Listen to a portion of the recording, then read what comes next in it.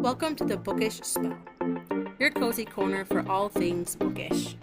I'm Angie, your host, and each week I'll be diving into the magical world of books, sharing reviews, author interviews, and so much more. New episodes drop every Wednesday, so grab a cup of coffee and get ready to turn the page with me. So welcome on to the show. Why don't you go ahead and introduce yourself to our listeners? Tell us who you are. Hi, I'm Jay Green. I am the author of Born Blooded, so I am an author of generally queer fiction and shockingly sci-fi, which I never thought I would say, but my debut Really? is sci-fi. Actually, I'm a little bit curious. What will defy a sci-fi novel? So since the book is mostly superheroes, I actually put a poll out to my beta readers, and I'm like, do you think this is science fiction or do you think this is fantasy? Because I was Googling and there are so many different answers. Yeah. Ultimately, though, because the setting is near future and more tech heavy, and I do describe the superpowers in a more technological way, I erred on the side of science fiction because I also think if you go into the book expecting a fantasy novel, you're probably going to be disappointed. Because as much as I am a big fantasy lover, I don't have a ton of those elements in there, which again was shocking to me most of all. Yeah. It's interesting because I feel like I read something, it was not that long ago, but I can't remember what book it was. But when I went to go leave my review on Goodreads, the genre says sci-fi. I'm like, well, I didn't feel like a sci-fi novel, but I can't remember what it was. So that's why I asked. I was a little curious what makes it a sci-fi. Well, it's kind of like how Star Wars, as much as we all think of it as like a sci-fi movie, technically is more fantasy because the Force is like the predominant element you're dealing with. And that is, of course, a fantasy element. Tell us about your book. Tell us, well, you already told us the name, but tell us a bit about it. Like, how did you start your story? What is it about? What can we expect? Absolutely. All right. So, Warm Blooded is ultimately, at the end of the day, a story about figuring out what it means to be a hero to you personally in a world that treats heroes as a commodity and people with superpowers as either a hero or a villain, and there's no in between. The way that I started working on the story is I've always loved the shield characters, the characters whose power in front of people who aren't necessarily aggressive type of character who are the best fighter, but the characters who can take a hit and are super critical. And then I also really love fire-powered characters. And so I kind of started from that power set of two people, one who feels like he isn't the strongest hero, and another who feels like he hurts everyone. And that's kind of where I started. And then I said, all right, what do I think our world would look like if there were superpowers? And kind of did it as a thought experiment. And I landed more on the X-Men style. I do think there would be a lot of people who reacted very negatively. I drew a little bit on my experiences as a disabled person and how people expect you to present in a very specific way that is acceptable. And the second you kind of stray outside that boundary, you're met with a lot of hostility. And then it just kind of grew from there. I also love college stories and finding yourself once you get to leave home and go to a new place. So I drew on that a lot as well. And so I said, all right, I think there would probably be one or two. I ended on one program in the whole world that would allow you to get a license to become a hero, which is the only way that people with powers are allowed to use them. And then I just ran with it. Oh, very interesting. Nice. All right. Is this meant to be a standalone? What can we expect? So this is a planned trilogy, and then I do intend to have a fourth book that's just short stories of all the characters, because there are a lot of characters who don't get a ton of screen time in the main trilogy. But when I develop my characters, I have a sheet. I have basically where you're from, how old are you, and what's your rough background. So every character I write does have a fully developed backstory, which is sometimes a hindrance because then I just sit there pouting. I'm like, no, I want them to have more screen time, but I don't have the word count for it. I'm already so long. So it will be 3 books, and you can read the 4th or you can leave it off. But I think the 4th is going to be a lot of fun because I already have a 20-page document of ideas for what little shorts I could put in there. Well, I think people will love that because I know, at least for me, when I read a book, I want to know more of where that character came from.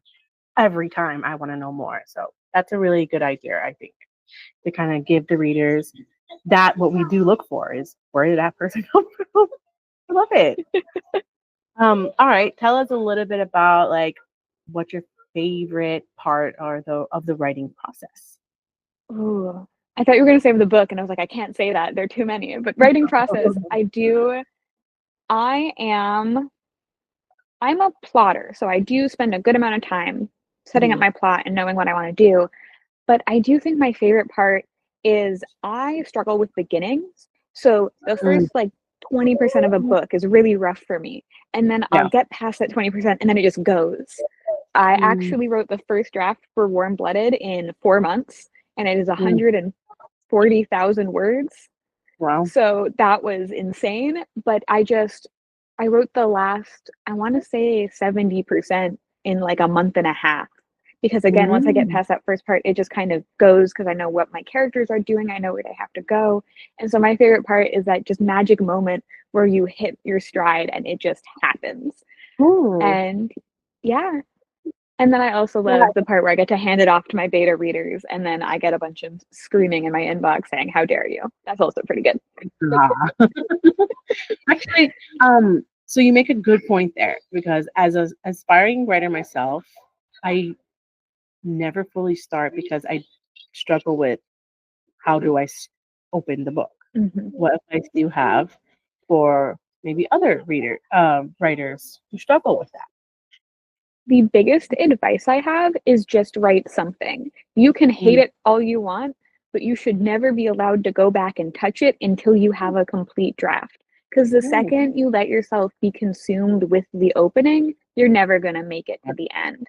And the best part about writing is sometimes that opening does have to change once you make it to the end because you realize, oh, this would actually be better. And so you spent all this time revising something that probably once you get to your final draft, you're going to go, I'm just going to rewrite that anyway. I did rewrite chapter 1 entirely in my last pass of edits. So I'm speaking from experience here of a lot of times you don't know how to begin until you know how to end. And it's, if you're like me and you write linearly and you just have to have something, just put something down. It can be very bare bones. I do think chapter 1 ended up getting a lot more content from the first draft. I'm trying to remember because that was a while ago now. But that one ends up being the one that you kind of have to restructure to better serve what you're trying to do in the end. So it's okay to just put something down. It can be as simple as in the first chapter of my book, Kieran, the main character, makes it to the school. That's what happens in chapter 1.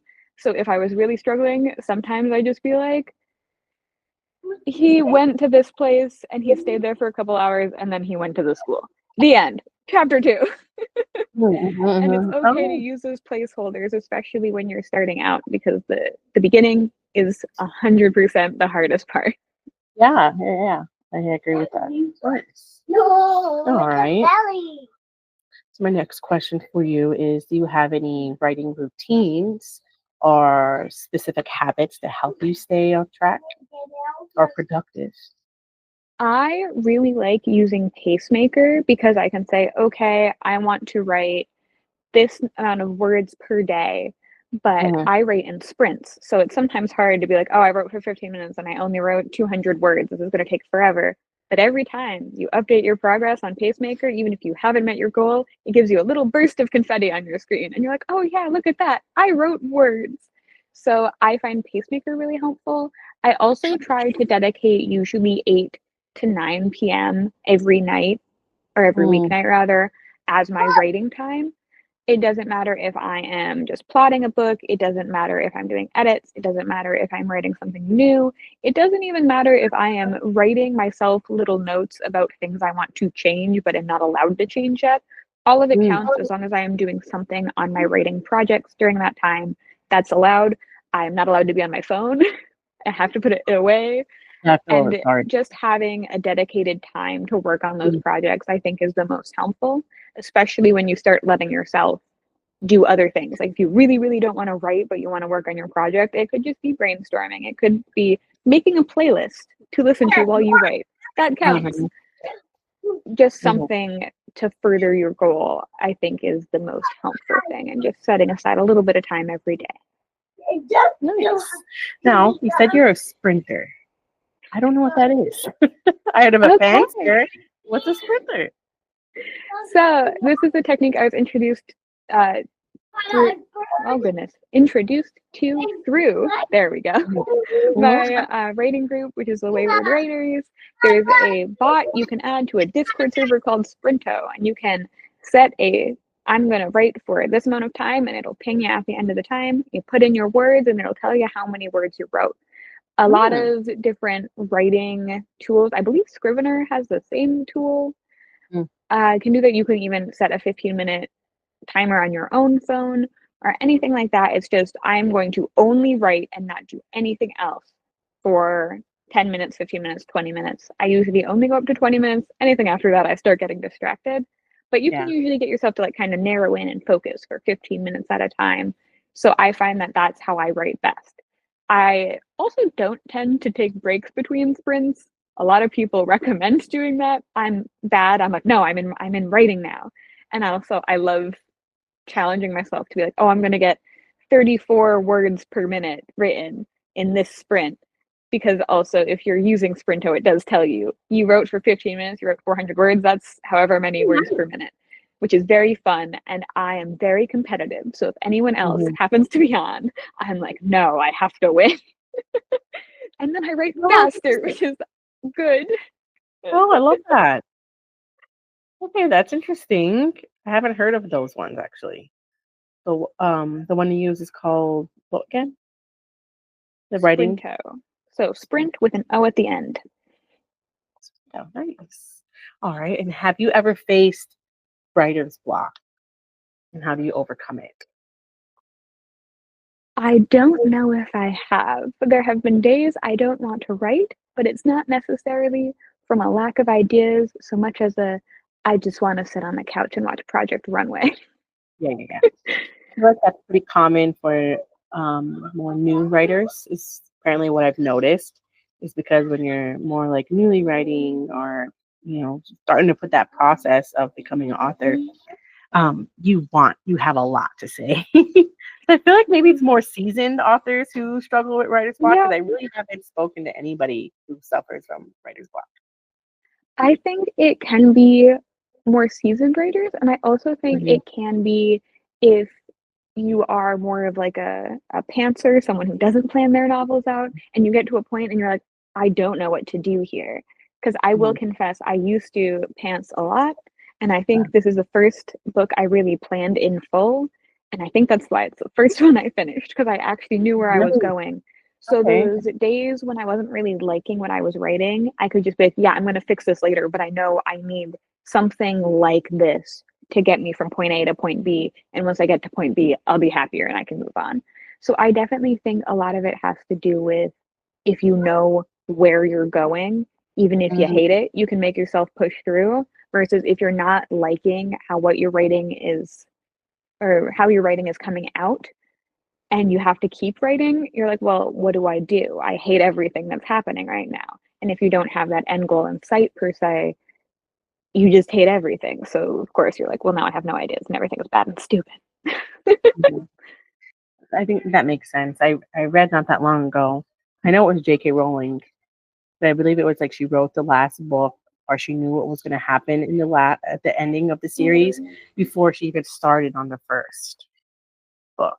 So I feel like maybe knowing where you're going is easier to kind of build that road getting there than rather than just creating a road and you don't know where it's going. I'm just following this road and then it went off a cliff. And Yeah, now I don't know what to do. that's some pretty helpful advice. So what are some authors or books that may have influenced your writing style, if there is any? Oh, oh, there's so many. I Nice. think the biggest influence is actually Alexandra Rowland, and more specifically their book A Taste of Gold and Iron, specifically because it kind of showed me that as an author, you can spend a lot of time just building the relationships with your characters, and people will still like the book and read it. Because I have always been a little worried that my writing style isn't for everyone, because I really like getting to see those small moments between characters. My chief complaint with most books is they should have been longer. I wanted more. I wanted more interactions. I wanted to see that build more. So getting to read their work and realizing, no, this is a thing that published authors can do, I was so excited. I read a lot of Brandon Sanderson. I don't know, you might be able to see him on my shelf. Actually, no, it's out of frame. Tragic. But I read a lot of Brandon Sanderson, and kind of similarly, he has plots that you really don't know what's going on for a lot of it. You're like, I know at some point this information will make sense. But right now we're just kind of watching people do things. And so again, it was just kind of a nice thing to see that almost it's okay to not know what's going on as the reader. And you just kind of have to trust that the author is going to bring it together in the end, because that's also how I really like to write, is it seems like you're just kind of going through this world and stuff is happening. But then at the end you go, oh, wait, that was all important. And so definitely him. I also have to give a shout out to Marissa Meyer, just because I was trying to find comparison titles for my book, and I read Renegades, and I was like, darn, I'm really glad I read this after I wrote the book, because I love the way Marissa Meyer writes, and I would never have had the confidence to write this book if I had read her series first. But yeah, I think those are a lot of them, yeah. Beautiful. So what are some of the most challenging parts of writing? Maybe that you faced, and do you have any advice on how you overcame them? I think the hardest part of writing is letting go of certain things. Is saying, no, I have to cut this out. This doesn't need to be here. Especially when you're long-winded like I am. I had a number of beta readers be like, I think you can shorten this scene. And I'm like, oh, but I really liked that scene. And they're all like, we like it, but we think you can shorten it. Oh, really? Wow. And so I think the hardest part of writing is that revision process, because once you've finished a first draft, you're like, I've written a book. Oh my God, I've written a book. I love my book. This is my child, my baby. And then you have to go through it and be like, well, that actually wasn't a very good choice, and I should probably change that. Yeah. So I think the revisions process, well, let's say getting the first draft is always the hardest, because it means you have to sit down and write something. Because revising means you have a complete work in some way, shape, or form, and now you're just kind of nitpicking. But I think once you've spent so much time and made that first draft, you're very emotionally attached. So it's very easy to get, what's the word I'm looking for? Goodness me. Standoffish is coming to mind, but that's not it. That's okay. Oh, goodness. I can write. I promise I know words. What's the word I'm looking for? Defensive. There we go. You get defensive and very protective of all of your words. You're like, no, I wrote all of the words and I love them. When I was doing my first pass of edits, the hardest thing was realizing how many times I said seemed like, or seeming like, or they seemed to. And I think I cut out like 100 uses of the word seem in some way, shape, or form. And so that was kind of, I like sat in a dark room and was like, yeah, I'm not allowed to use that in book 2. I can't say the word seem. That's like us when we record something and every other word is I do that when I record a video. It's so hard. The other one is like, yeah. I hear myself talking and then I'll say it and I'll just cringe inside. I'm like, no, we just push past, don't ignore it. That's funny. All right. Do you have any memorable feedback or reviews that you received that maybe really helped shape your book, what it is today? I don't know if it perhaps shaped the book so much. I shaped lightly how I was marketing one of my characters. Because before you find out his name, I had a beta reader reach out to me and go, I don't know who this character is, so I'm just calling him Shadow the Hedgehog in my head, and I need you to know that. And I was like, okay. And now every time I go to market him, I'm like, how would I market Sonic? Not Sonic. Shadow the Hedgehog. How would I market him? So that was good. I also think, another random character, one of my beta readers sent me a message saying, I don't know why I'm picturing Miss Darbus from High School Musical. And I was like, okay, so I'm going to rewrite how I do her intro because that should not be the vibe at all. That is hilarious. Yeah, she was like, I don't think you did anything, but this is just what I thought of. And I was like, okay, so we're back to the drawing board on this one.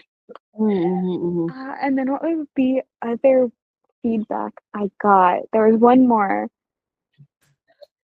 Oh, there was one of my beta readers made a comment being like, I thought this guy was like 40 and he's supposed to be 20.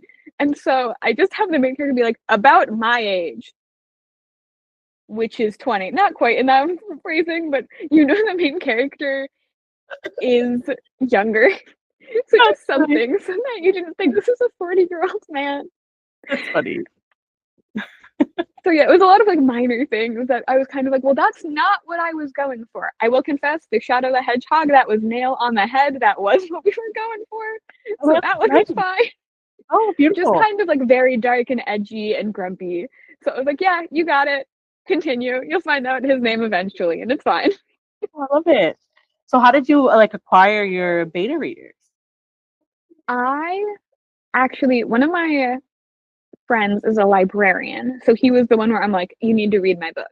I have another friend who's a really big comic book fan, and I was just like, okay, you read a lot of comics. I wrote a book about superheroes and you like superheroes. Can you read it and give me feedback if I'm doing anything like terribly cliche on the genre? And then I also am in a couple bigger Discord servers, and I just kind of put out a call saying like, hey, if you'd be interested in reading a book, I wrote one, I'm looking for feedback. And I got a lot of my beta readers that way. And then I think the best and funnest way I acquired a beta reader was actually the beta reader who did the interior illustrations for my book, Mini Q. I read the script for their video game and offered some commentary because their French, English is not their first language, but they're writing the script in English. So they wanted a couple native English speakers to look at it.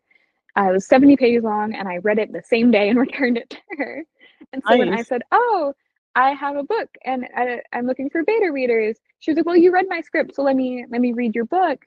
And then while they were reading, kept commenting, oh, I can see this so vividly. I want to draw it. And I was like, do you want to draw it? And then she ended up doing 4 full-page illustrations for the book, which was super cool. So it was just kind of a really fun kind of exchange of, I don't want to say talents, but just like services. Like I read for her, they read for me. Yeah. It was a good time, and now we are super good friends. And I'm actually going to Europe to see her at the end of this month, and I'm so excited. Yes.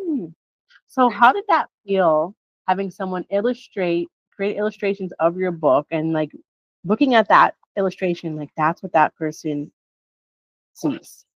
Like, was it what you saw, or was it? I could only imagine it being like a big deal. Like you wrote something. I cried. Yeah, I fully cried. When she read the book for the first time, she then sent me a little sketchy she had made of how she saw the 2 main characters, which is Kieran and Ifrit, and she nailed the way I had been picturing Ifrit myself. First try, she sent me the sketch of Kieran, and I was like, I feel like he'd have floofier hair, and got back in all caps, you're so right, I thought something was weird about the hair.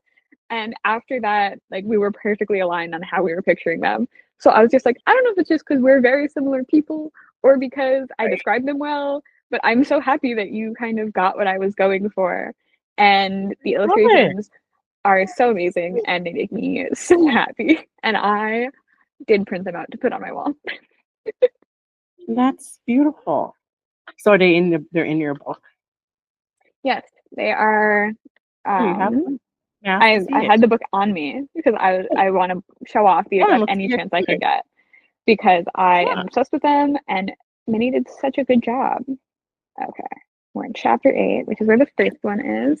So yeah, they're full page illustrations. Aw, I love it. And I can only show the first two because the other two are spoilery. Oh, okay. Which was funny because I was like, oh, I want to show these off. And then I was like, ooh, I should not show some of these off. But yeah, and that's the second one. Wow, that's amazing. Let's see the Yes, cover. oh, yes, this is done by Maurice Thomas, known as Rubre. That is RUBRE.art. I do have a faint lisp, and R's are very hard, and I have never tried to say that out loud before, and I realized it as I said it. You couldn't hear it.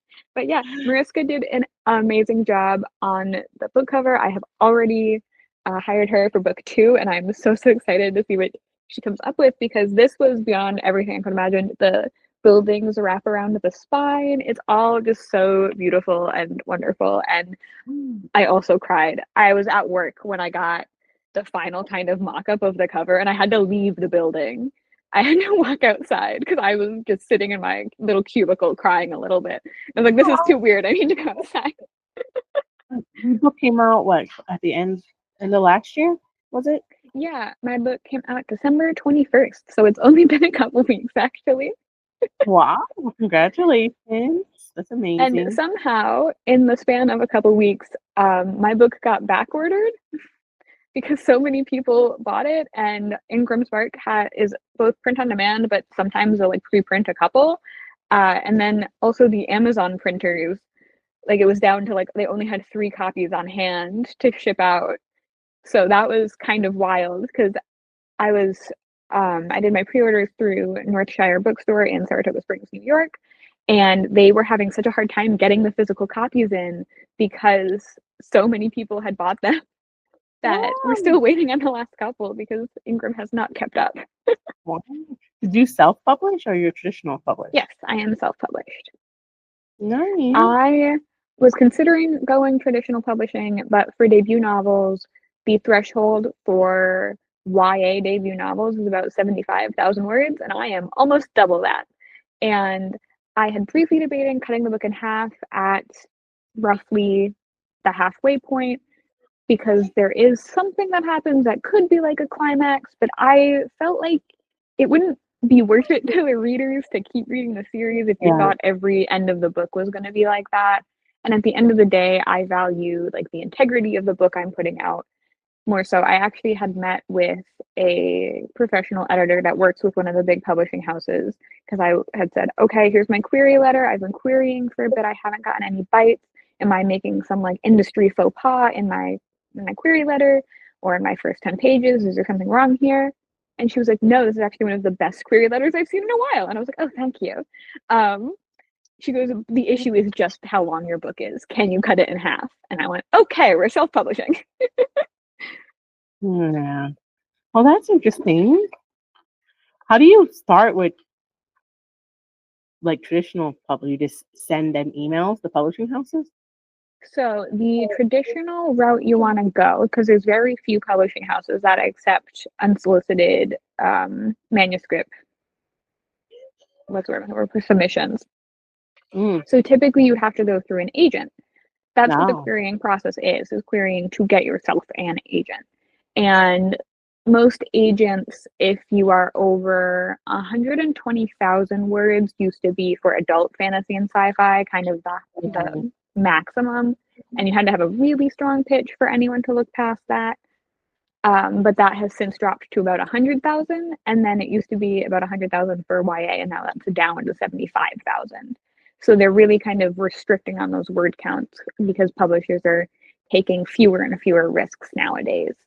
So then agents don't want to acquire manuscripts that are harder to sell. So then there's this kind of like creep of the word count getting shorter and shorter and shorter. And I did briefly, because I do have an idea for a shorter story. I was like, do I want to write that before I try to publish this, because this is going to be longer? And ultimately I went, no, because I don't want to write a book with the intent of I need to get this book published so that way I can publish other books, because I knew my heart wouldn't be in it as much and it wouldn't be, again, as good a quality product for the readers. So I said, you know what, self-publishing sounds fun. And that meant I got to get interior art for the book, because I could just go up to an artist and be like, can you do art for me? I got a map, but a lot of sci-fi books don't have maps. And Nice. I think that's a shame. Every book deserves a map. I don't care if you need to reference it or not. Maps are cool. So I did get a map artist. I got to have a real big hand in the creation of the cover, because for a lot of traditional publishing, you just kind of, the publisher makes the cover and then you find out what your cover looks like at the end of the process. So self-publishing is, I will definitely say this, great if you are a micromanager. If you want to know everything and want to have a finger in every piece of the pie, self-publishing will be for you. You will be very annoyed with traditional publishing, because in trad publishing, it's just kind of, you send the manuscript off, you'll get your edits back from whatever editor the publishing house is using, and then you sit back while the book does its thing and you mark it. And if you didn't have to mark it, I would have said it would be worth it. But since now even traditionally published authors really do need to do a lot of marketing, if it doesn't get me out of marketing, it's not worth it. Yeah, I agree. Wow, I did not know Marketing that. is the bane of my existence. I know. But it's like that for everyone now. No matter what you do for a living, you have to market. It's silly. The way our life became. All right. So my next question to you is, how do you stay motivated to write, especially during tough times? This, all of the credit goes to my lovely friend Sam, who is my chapter by chapter beta reader. She reads the chapters as I write them. She gives me commentary inline in the document. She'll write little notes. I will fully call her out. This is the one who thought the one character was like Mrs. Darbus. So I'm fully putting her on blast for that. I love you, Sam, if you ever listen to this. But she reads everything as I write. She and I always call every single week. And so usually if I have a chapter up, she'll give me all her thoughts and her theories.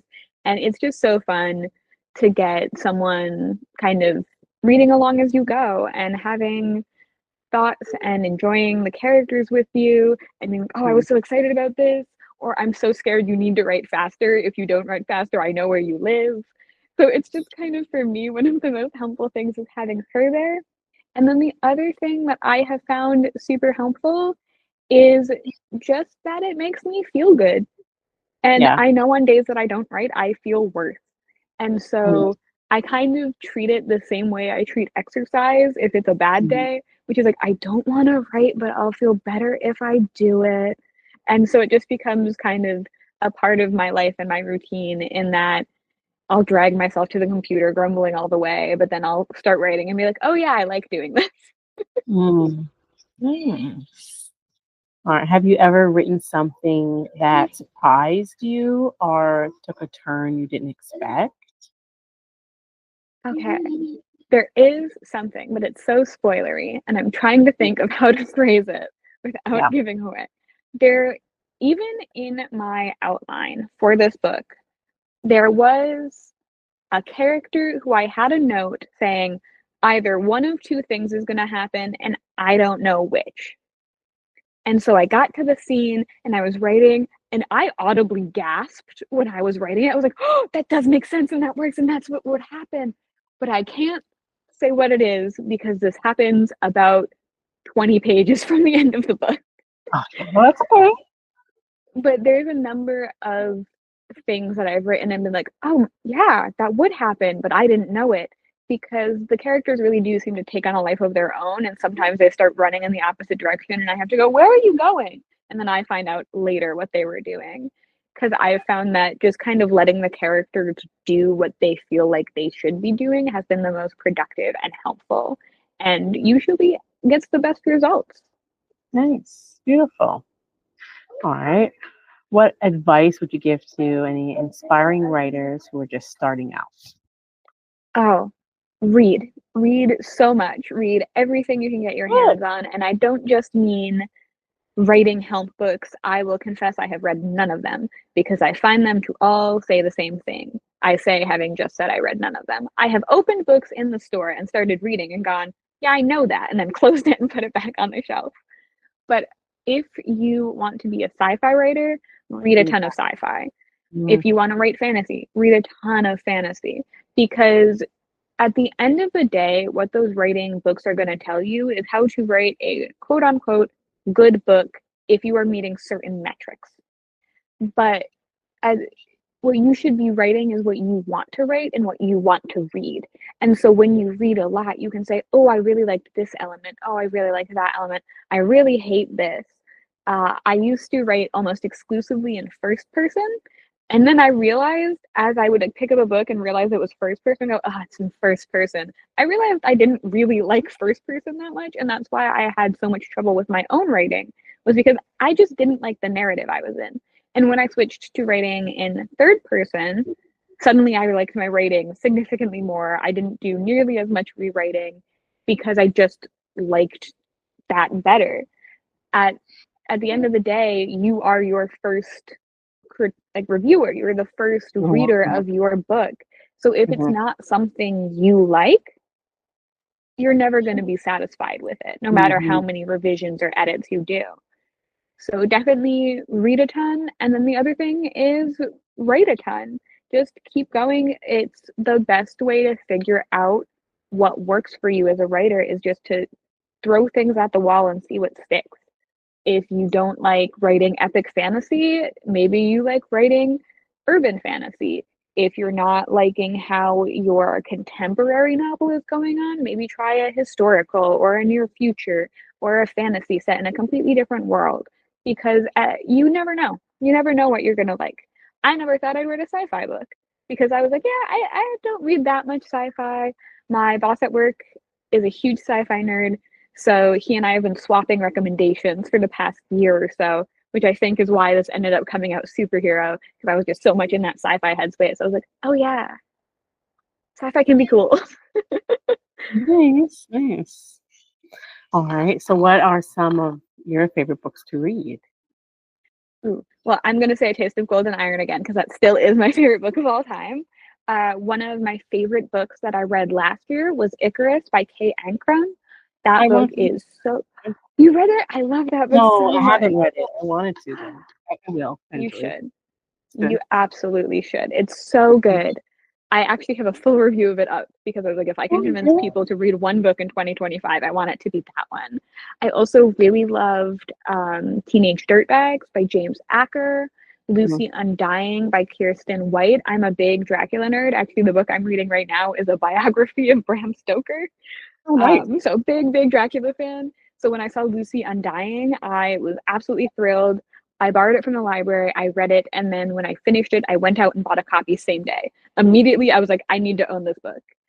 I also love Practical Rules for Cursed Witches by Kayla Cottingham. I haven't heard people talking about that book nearly enough. It's a cozy, like Studio Ghibli-esque fantasy, and it's just so good. I can't even explain how much I love that book. Right. Yeah, the issue with liking writing is it cuts into my reading time. Yeah. Because I have so many books that I can just gush about for hours, but I'm rambling and I'm going to make myself stop. Okay. Have you always been a big reader? Oh, I held the record for number of books read over a summer at my local summer reading program. I don't think it's been beat since. I was an advanced reader. I read the first Harry Potter book when I was in kindergarten. And then I thought the second one was really boring and didn't read it for a while. Yeah. But I was always kind of head in a book. In fifth grade, I was in the Gifted and Talented program and we read Hamlet. And then I really fell in love with Shakespeare. So I was a very weird little 10-year-old reading through all of Shakespeare's plays. I had the giant compendium of all his works, and I would just be like, reading through it. And all the adults were like, is your kid okay? To my mom, because everyone else would be being rowdy, and I just sit down and be reading. Aww, so yeah, I have always been a huge reader, and my dream, actually, when I was a kid, what I thought being a rich person meant was having a lot of books, and specifically having like those glass-fronted bookcases. Yeah. And the first thing I did when I moved out was I bought myself a glass-fronted bookcase. And I was like, little Jay, we made it. We made it big. Well, I mean, having a glass-fronted bookcase is probably the best way to store your books because it keeps them a little bit more protected. Yeah, and I did have to get the glass fronted bookcase simply because I have a rabbit and he likes to eat books. Oh, yeah. Yeah. So this is for the book's own good. And it is a little more expensive, but he's free roaming, so he has full access to the house at all times. Well, he goes in at night, but he will go for the books if I don't have a physical barrier. Sometimes I will forget this and I'll try to like read lying down, but if I'm on the floor, he thinks I'm there to play with him, and then it's just me like huddling over my book like, you can't eat this. You have so many things you can eat. Why are you going for the thing that I have? That's cute. So do you tend to read like all different genres, or what is one of your favorite genres? I say I read all genres, and then my Storygraph review really called me out because it was about half fantasy and then everything else. So I'm primarily a fantasy reader, but I do read science fiction. I read nonfiction. I'm very, very big into reading history books. My office thinks I am horribly boring because, what was it? There was in New York City, there was an open event where you could see medieval medical textbooks from a collection. And I took time off to go to that. And I was so excited about that because I was like, oh yeah, I thought this would be more fun than, taking the day off for my birthday because it was a couple weeks before my birthday. And one of my coworkers was like, no, it wouldn't be. But I read a lot of history. I do read quite a bit of YA, but that's because I'm a no spice reader typically, and I find that it's easier to find books without if I am hiding in the YA section a little bit. I also do read poetry, and I do read a slightly concerning amount of like occult fiction or just like books on the history of magic to the point of multiple people gifting me books on like modern witchcraft, and I'm like, no, I don't care about the modern stuff. I'm sorry. I like the history. I think that's cool. I also had someone gift me like a I'm a witch shirt, and I was just like, this is the vibe I'm putting out. I guess I should just accept it. That's funny. Do you have any hobbies or interests outside of writing? Well, besides reading, I guess. I'm also a fairly avid gardener, which does not help with the witchcraft accusations, especially because I do like poisonous plants. I think they're cool.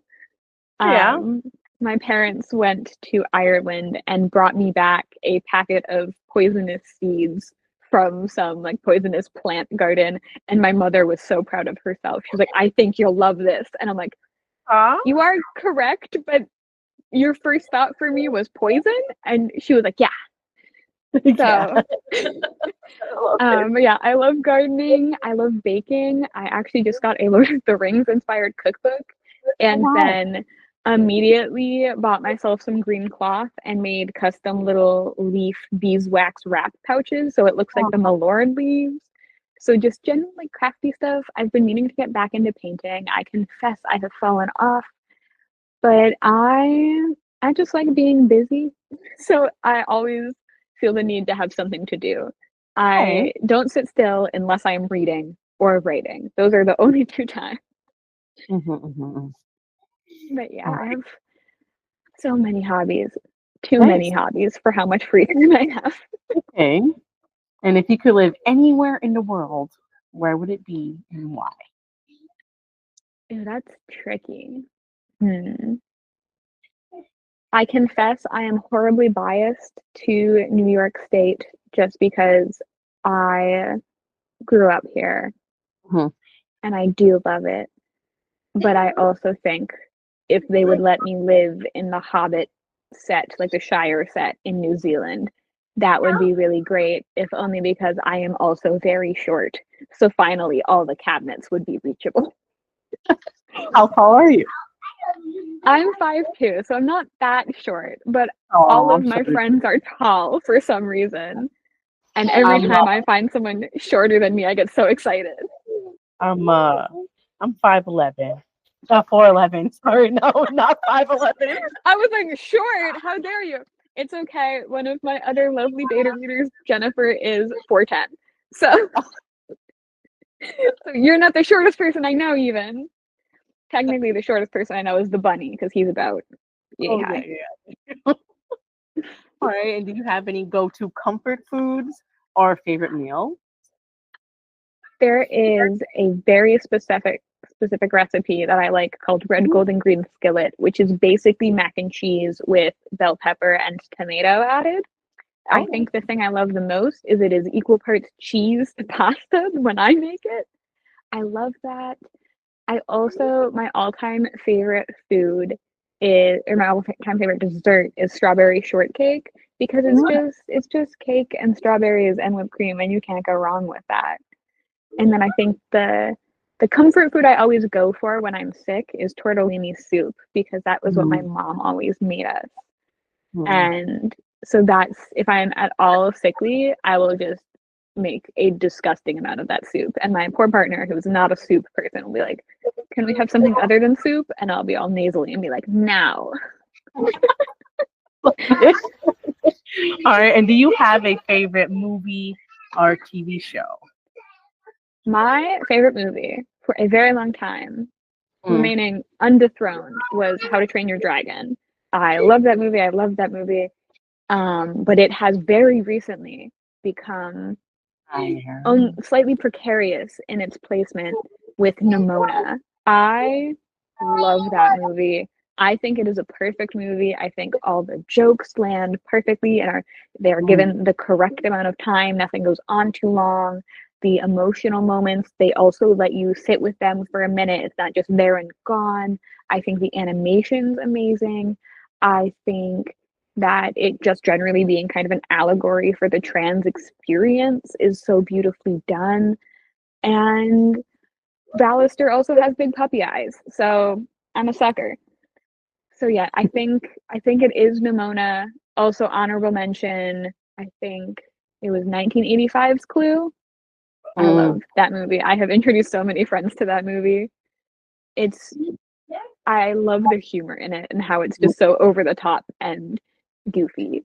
So yeah, I'd say Clue, Nimona, and How to Train Your Dragon are my top 3 movies of all time. So how do you feel about the adaptation for How to Train Your Dragon? I hear the internet is upset, but I never seen it. How to Train Your Dragon. You have to. It's so good. The second and third movies are good, but I haven't really rewatched them nearly as much as I rewatched the first one. Really? I definitely agree with people who said if you really wanted a live action, just cast Jay Baruchel, who's the voice of Hiccup, as the live action Hiccup because he already kind of looks like it. Oh, really? And I do think it isn't something that needed to be made because I also think it does a disservice to the animation industry when we keep making these live actions of animated movies or TV shows or anything like that, because animation has its place and you cannot, with physical people, get some of those effects. And I definitely think it is a little bit of a money grab. It's like this thing you love, but worse. And I'm not saying that the live action will be worse, but it does seem like they're trying to recreate it one-to-one, in which case it's like, why would you do that? Because, again, a lot of what makes the original movie work is the animation of it all and how it weaves in with the story, and it does a really good service to the story. This is the light on the camera. So you're so right. I feel like with like the live action films, it's definitely be more catered to us as adults now. I mean, it's very like this is your favorite movie as a kid now into a movie which you'll watch because you're an adult, so you like movies now. They don't forget that even as adult we still like cartoons. So yeah, and there are some that have been done well. I will confess. Well, firstly, I didn't watch the original Avatar: The Last Airbender until mid to late high school. I didn't actually watch it while it was airing. I watched it after the fact. but I didn't finish watching the live action season just because it wasn't the same in the sense of the themes. Because again, I think if you're going to remake something, you should be taking it on from a slightly different angle and not just trying to recreate one to one, because you're never going to be able to do that. And there's no reason to, quite frankly. But at the same time, you still have to retain the spirit of that piece if you want to get those audiences and have them be happy. I think the TV show Percy Jackson is a much better kind of up to more modern sensibilities adaptation of a piece of media that's very beloved by people who are now adults. But yeah, so I definitely think there have not been a lot of good live action adaptations. And it does feel slightly like they just don't want to put the time and energy into creating something new. So I do have to. I just recently watched the new Lion King, or Mufasa, they call it. Mufasa. It was really good. Okay, I haven't seen it. I think they can do things well. There just has to be some thought behind it, and not just we're making a new one. Well, it was like, it's the backstory of Mufasa, how Mufasa became, he's Simba's dad. So Mufasa's Simba's dad, and it tells you his back. It was so good that I cried. And I have not felt that way for like one of those like the Disney live action films in a really long time, because my favorite like Disney live action film was Cinderella. That was their first, and to me that was a good one. I enjoyed it. I love the Cinderella. I don't know, but the Lion King one, you have to watch it. I thought it was amazing. The story was. I definitely will. I was actually talking to someone about this earlier today. I need to watch more movies this year. Last year, I think I watched 3 movies. Oh, really? I watched almost no movies last year. And I was thinking about this. I was like, I need to fix that. I need to fix that immediately. Because I do want to see Wicked. I want to see Wicked so bad.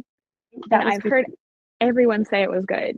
So I'm like, okay. And I have seen Wicked, not on Broadway, but on the West End. I was in London after graduating high school, and we got to see Wicked on the West End stage, and I had never heard anything about it, but I really, really liked it, and I'm so excited to see what they do with it in a movie setting, because obviously they can do much more elaborate backgrounds and things.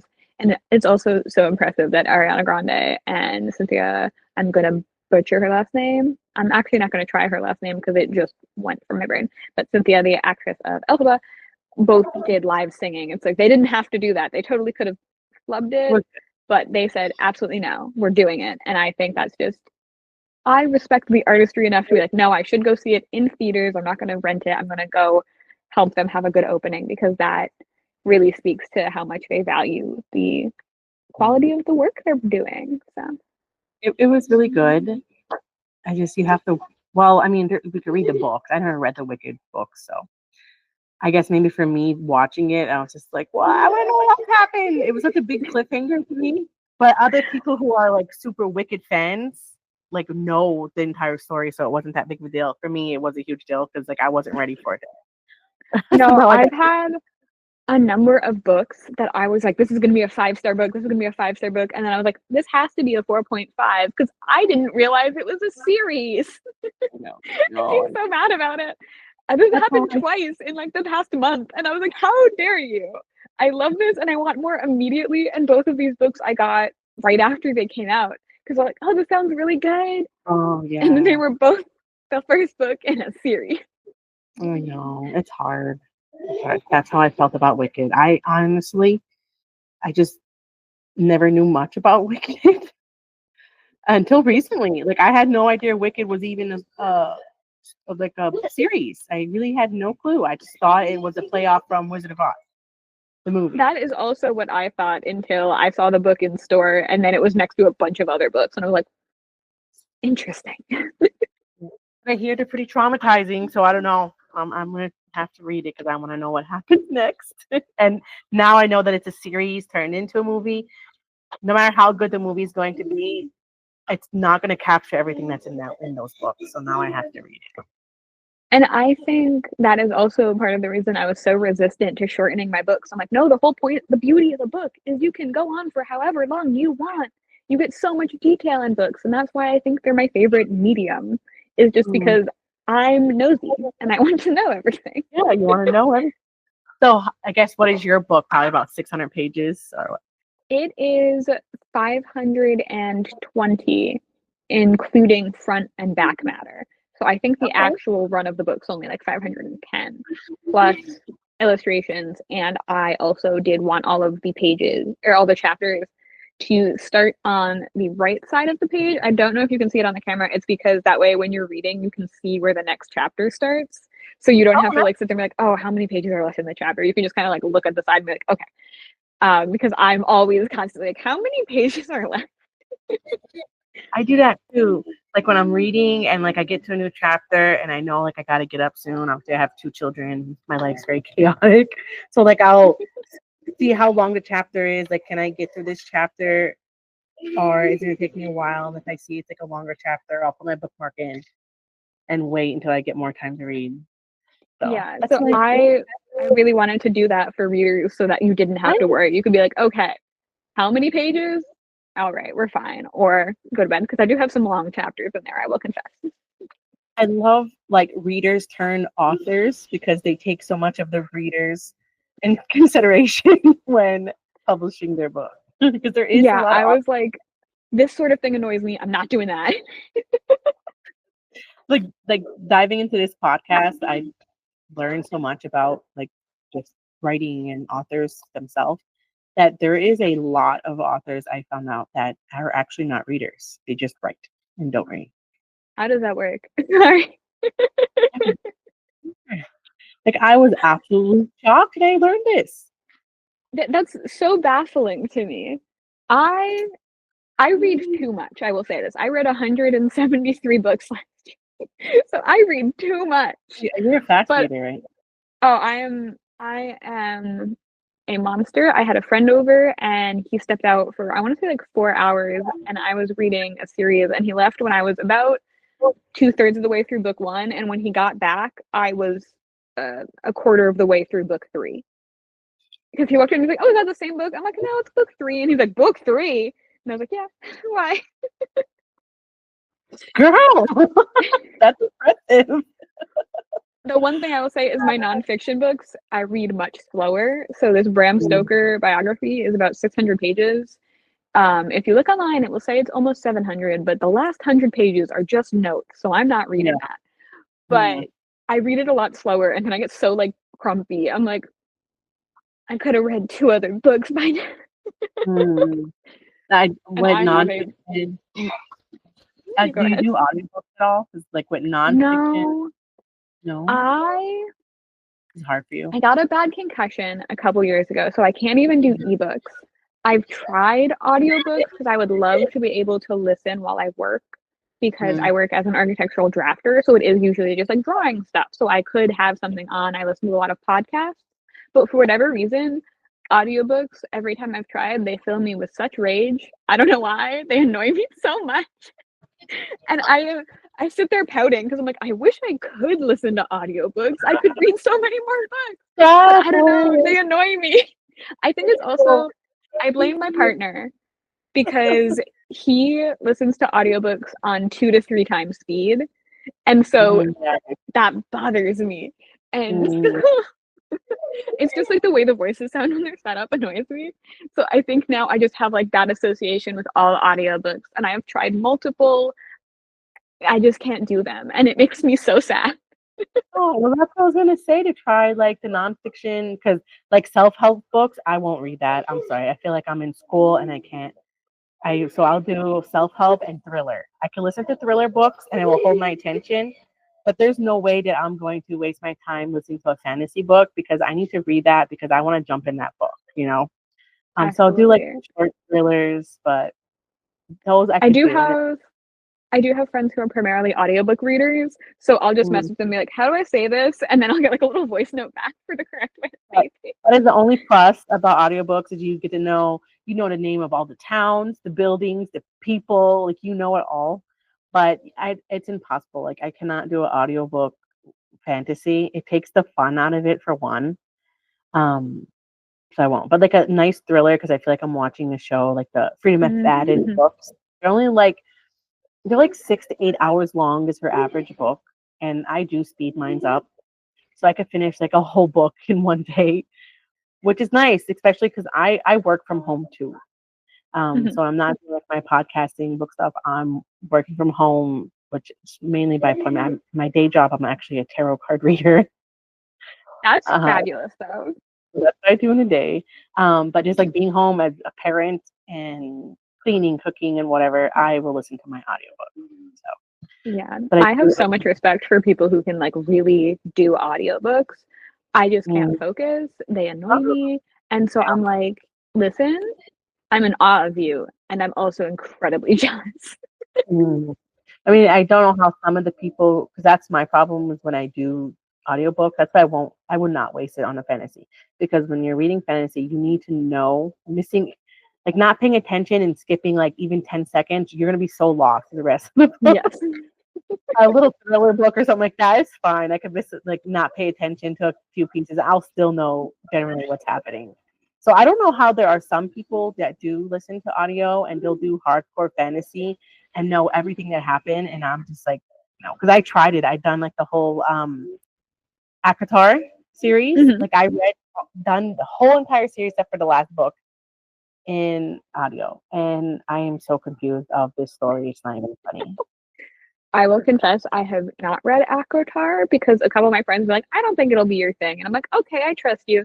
But I also want to know what it's about. So I have watched, I think, 3 or 4 YouTube videos just describing what the plot is. And I'm like, at that point, I should have just read the book. Most of these videos were 2+ hours. Oh, really? Yeah. Yeah. I mean, I don't think it's you. I think it's very convoluted. I do think it is, from what I've gathered, it's a very convoluted plot. Yeah, I've seen enough spoilers where I get the idea of what the book is about, and I've done the audio, so I know bits and pieces. But maybe what I'm trying to say is I don't get the hype, maybe. And I'm like upset at myself because I am a hardcore fantasy lover. Why am I not obsessing? And it like bothers me. No, I get that because I personally think I'm a very easy to please reader. I don't think I'm particularly picky. And then I've tried a number of really big series that I will not name, and just been like, really? This is what you guys are obsessed with? I don't get it. And it's just really interesting and super. I think it's super cool how people's interests and likes in a book can be so different. And I've had friends who we are usually so similar, and then one random book we'll both have like super different opinions on. I'm also a little bit known in my book club for being the one who's like, oh, we'll know if Jay doesn't like the book. Oh, because that's I will be funny. like, I don't like it, and here's why you shouldn't either. That's funny. Yeah, I feel like a lot of that's okay. I feel like a lot of the reason why like we'll have that, it's the overhype. I mean, because realistically, the book is probably good, but everyone's overhyping it, so you're expecting it to be the best book you've ever read. Because I'm a very easy to please person too. I am like, sometimes I feel like there's something wrong with me because every book I read is like 5-star, 5-star, 5-star. Because I genuinely enjoy the story, but it's always those books that I get overhyped about. I'm just like, well.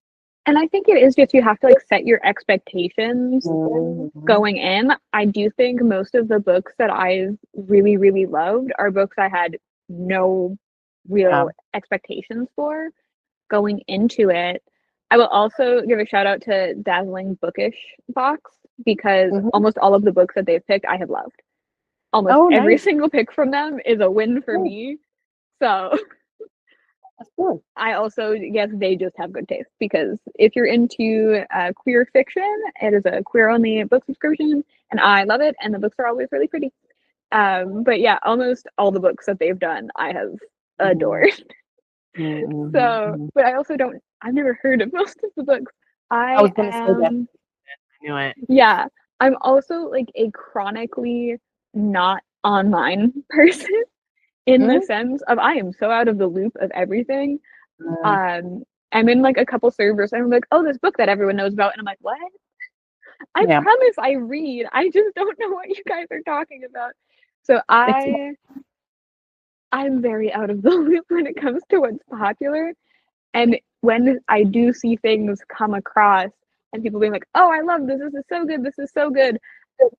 I usually pass because I'm like, now I'm expecting things. And that's never good. No, it's not. And that's why I tend to be very rarely I read what's trending. I've all my life always been like a hop on that bandwagon after the trend's over. I've always been a little delayed at that for some reason. I don't know why. So I know like the whole ACOTAR thing, I will probably pick it up later on when it's not overly hyped and actually try to sit down and read it because I tried and I just can't get into it.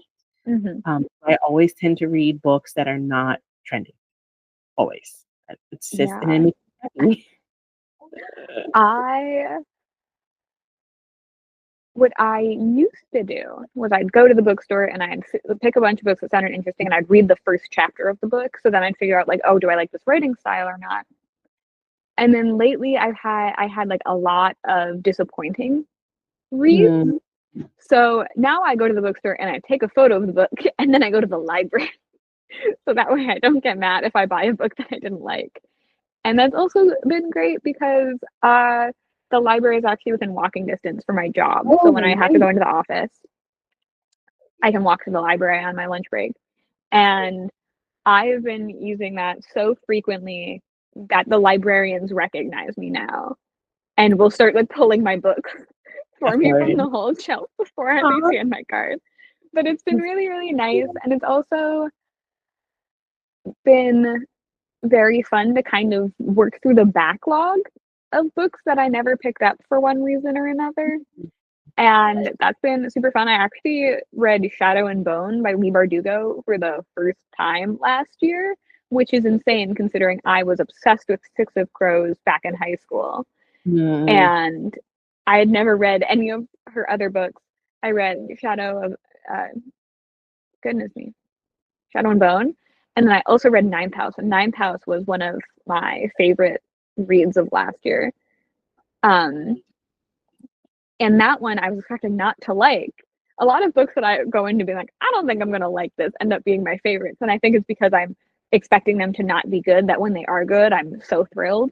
So it's almost I'm probably overhyping stuff because I was just convinced I wasn't going to like.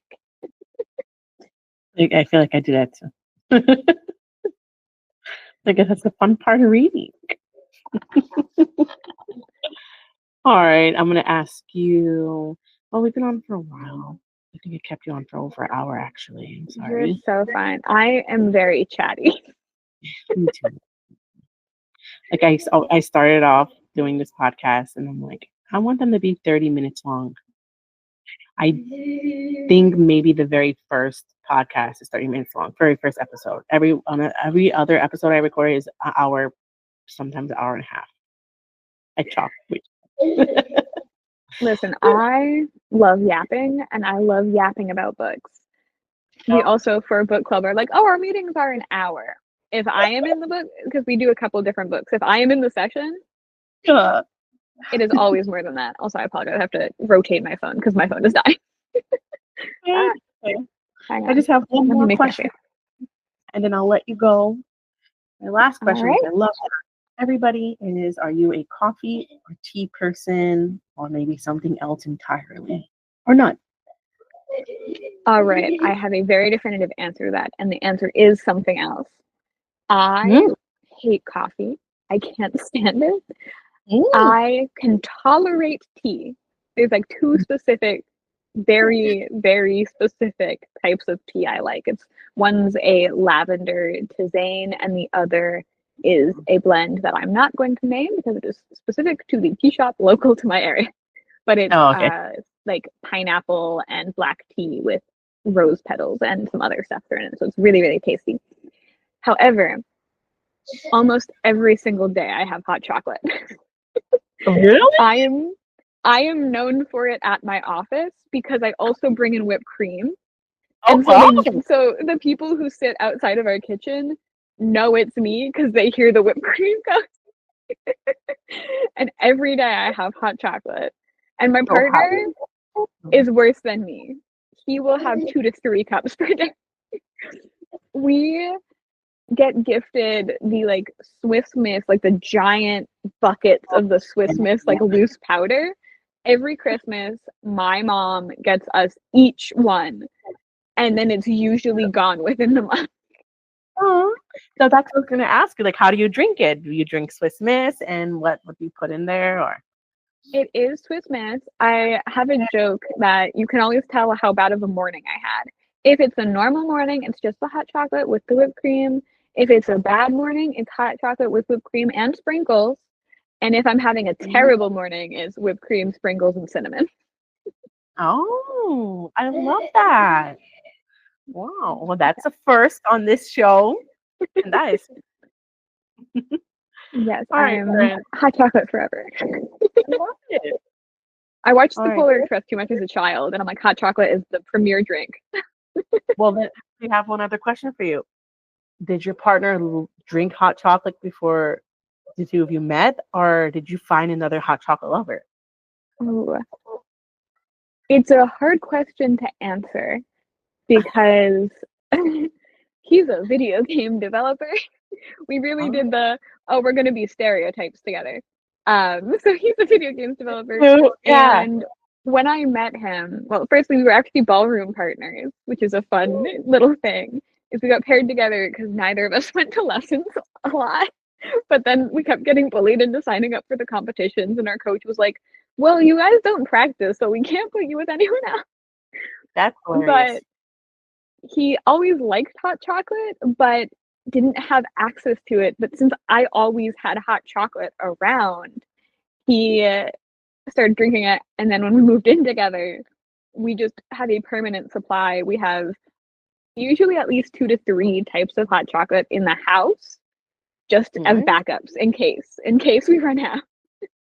But yeah, he has always liked hot chocolate. I don't think his hot chocolate addiction was as bad when we met, and my supply of hot chocolate has only made it worse.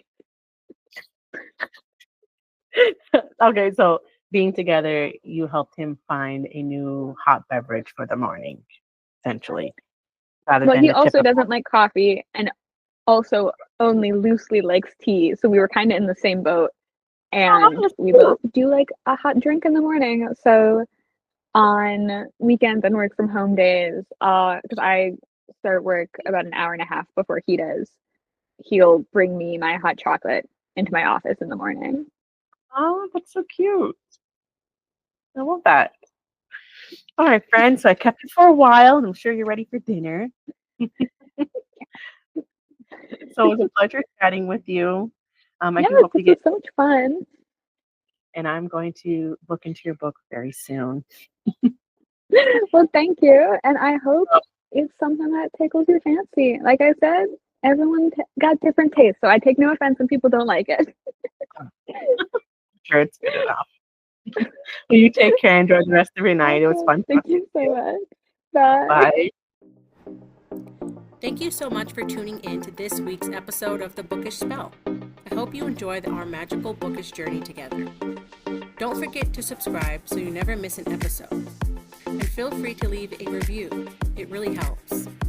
I'll be back next Wednesday with more enchanting stories and author insights. Until next time, keep the magic alive in your hearts and on your bookshelves.